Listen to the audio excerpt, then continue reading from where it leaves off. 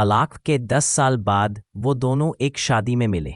नीरज ने निशा को अकेली देखा तो वो उसके पास कुर्सी पर जाकर बैठे गया। काफी देर तक दोनों एक दूसरे को देखकर अनदेखा करते रहे। दोनों ने 7 वर्ष साथ गुजारे थे। झगड़ों के अलावा कुछ मीठी यादें भी दोनों के दिलों में बसी हुई थी। आखिर नीरज ने ही बात शुरू की। कैसी हो? निशा अभिमान के साथ बोली। मजे में हूं। दूसरी शादी को 9 साल हो गए हैं, 2 बच्चे भी हैं। नीरज ने गौर से उसका चेहरा देखा। वो पहले से बहुत ज्यादा दुबली पतली हो गई थी। चेहरे पर जरी भी रौनक नहीं थी, ना शरीर पर महंगे कपड़े थे।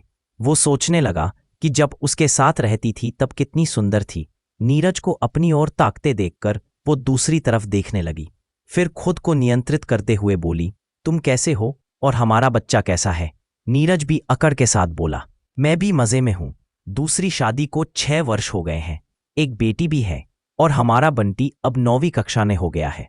मेरी पत्नी भी बहुत अच्छी है, हम दोनों बहुत खुश हैं।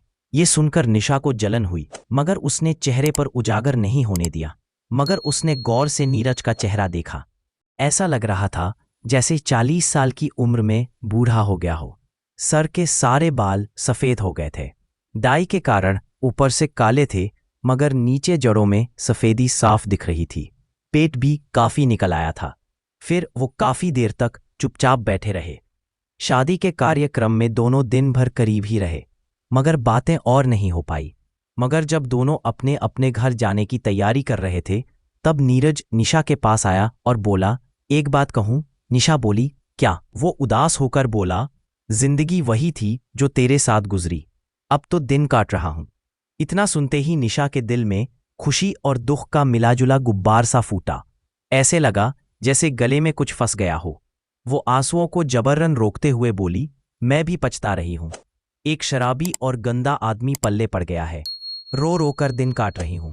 नीरज ने भर आई आंखों का पानी छुपाने के लिए मुंह दूसरी तरफ कर लिया।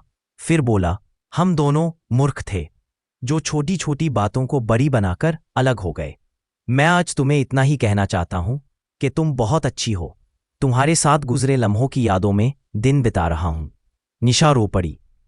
रोते रोते बोली, मैं भी उन्हीं पलों को याद करके जी रही हूं।